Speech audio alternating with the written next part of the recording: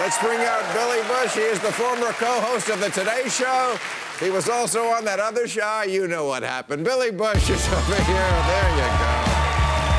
Give him a nice round of applause. He deserves one after all this time. How are you? Hello, sir. Thank you very much. So I had Kathy Griffin on last week, and I feel like this is my month to rehabilitate people who should not have been made to go away. This country. I'd like to get back to normal. Exactly. Yeah. As we know, you were, the guy in the bus with the president when he said those nasty things about grabbing pussy. First, let's just ask how you would have handled it differently now that you can look back. Probably would have just changed the topic. I mean, I spent a lot of time with Trump back then because... Yeah, I didn't realize that you and Trump, you were... Well, I was the entertainment correspondent for NBC. And he was the cash cow. He was the cash cow. He was pulling 20 million viewers a week or something, so I'm with him 2-3 times a week. You had to kiss his ass. Yeah, sort of. I mean, you sort of meet them where they are. Or you can interrupt him, and then you know how volatile he is, right? So he'd be like, I hate Billy Bush. He's done. Moving on. Entertainment Tonight only. Forget Billy Bush. And then I have to explain why I lost the Trump, the big fish. Right. So, okay. So, and I'm sure everybody says this to you, but it is weird that he kept his job and you lost yours. Little irony. Yeah. And how has that made you feel the last year and a half? Shitty. Are you over it? I'm sure there was a period of bitterness.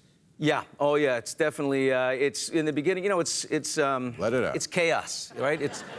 You got order in your life, and then all of a sudden, in an instant, you have chaos. Right. And you don't know what end is up, and there's paparazzi all over the place, and you're wondering, you're going to be okay? Am I done? I don't know. And then you go into the whole thing. But then you sort of come out. Oddly enough, the day that Trump walked into the Oval Office was the day that I walked into a self-help retreat in Northern California to sort of get back on my feet. It's called the Hoffman process. I go up there. And I'm 7 days off the grid. I'm like the guy from Ohio there who knew too little. No phones, no nothing. Wow. And that was the beginning of just getting over it. Look, I mean, things happen to people. All in all, my life is pretty good. I got great kids. I got a great family. Yeah, and life is random. Bad things happen to good people. Good things happen to bad people. Yeah, that's why people like me are atheists. How about you? Did it make you lose your faith? Bill, I thought you'd like this. I'm donating the $850 I get to appear here to the church in Los Angeles. Just because I thought you'd... I am. Okay. But no, look, I won't try to convert external events you can't control, right? I did a whole bunch of self-help work. You can't control what happens. You can only control how you react to it, how you handle it.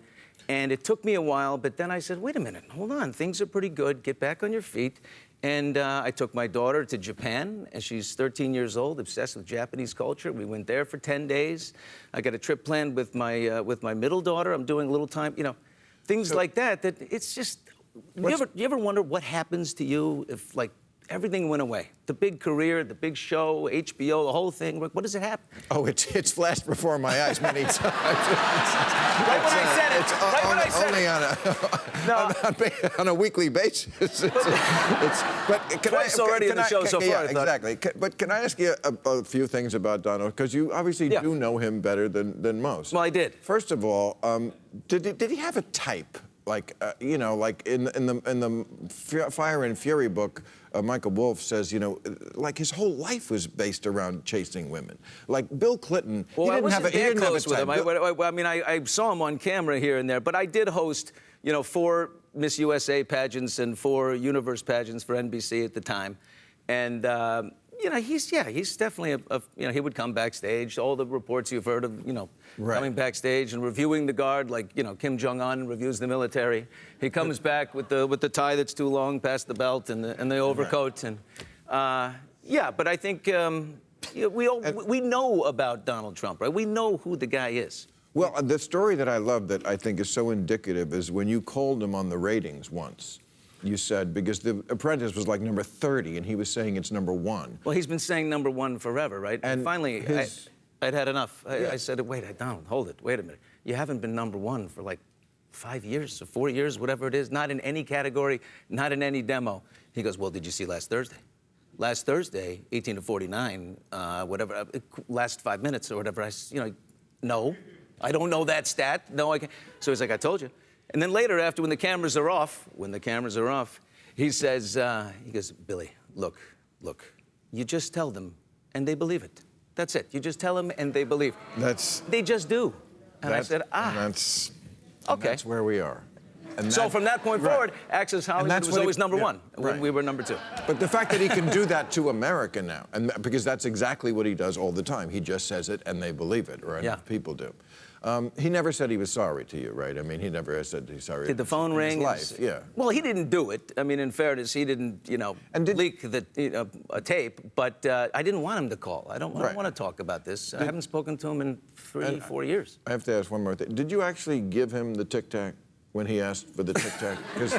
Because I always thought that. Sure, your Tic Tacs are right here. I always thought the Tic Tac was sort of like a Columbo episode. That was the little detail that showed that this wasn't just locker room talk. He was really going to do it. Of course, why else do you need the Tic Tac? No. If you're not going to kiss somebody, why, Billy, give me a tac? 13 years ago, I kissed a lot of ass, but that's where I drew the line. No Tic Tac. I don't provide. So you did not give him the Tic Tac? I did not give him. I draw the line. I'm so glad to have found that out, ladies and gentlemen. No Tic Tac. Okay. So you did 8 pageants, you said, with him. Yeah. I just, when I was reading about that, and let me ask this panel this too. The idea of pageants, it just seems in 2018 like something are we still doing that? It just seems very anachronistic at this moment that, hey, come on out in a bikini and answer a question about Syria. Still going on right now? Yeah, I'm sure there are. I think so, yeah. I walked away after, I sort of had the same feeling, I don't think I can do any more here. I don't want to insult women who are legitimately trying to do pageants to get scholarship money. I mean, it's a sad thing. Many women do feel like they have to trade on their sexuality to get ahead in the workplace. And the scariest thing about the tape and how women like me, I think, viewed it wasn't necessarily just the interaction between you and Donald Trump, but was your colleague coming in afterwards and not knowing that everything that had been said in the room before her. And it affirms the suspicion we've always had that our men in the workplace won't respect us the same way. And I think the easiest, honestly, solution to that is for when people are in a room where everybody looks like you, and somebody says something racist or sexist, to have that social courage to say that's not okay, right? And I'm calling it social courage. I'm calling it social courage for a reason, because that is more difficult than joining a rally of 20,000 people who think exactly like you. There you go. Right? And because those are the rooms where that change really needs to happen, and that's something that every man can do on behalf of your daughters, your mothers, your friends, and your sisters. But I agree with that. Thank you. I have 3 daughters, And 13, you spoke 17, and about 19. them. Yeah, I have 3 daughters, and it hit home when you realize, well, she's going to be in the workforce someday. She's going to be going, if she walks out of a room and someone, is talking about her behind her back, that'll upset me.